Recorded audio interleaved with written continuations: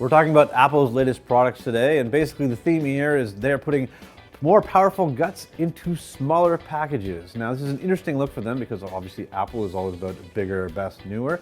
But really, they're kind of looking at sort of like their older designs and souping them up. Let's talk about the iPhone SE first. Now, I've made the upgrade. I'm up to an iPhone 6s Plus, but I've got to say, I kind of miss this little thing.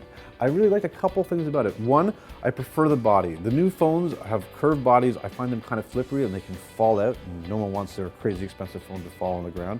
As well, with the newer processor in here, this is blazingly fast, and they've made some improvements so the battery actually lasts a long time. The one issue that I did have was since I'm used to a bigger phone, typing on the keys on here was a bit of a pain. And the other thing is that, this thing starts at $579, which is cheap for an iPhone, but not particularly cheap for a phone. If you care about productivity, I would recommend one of the bigger phones.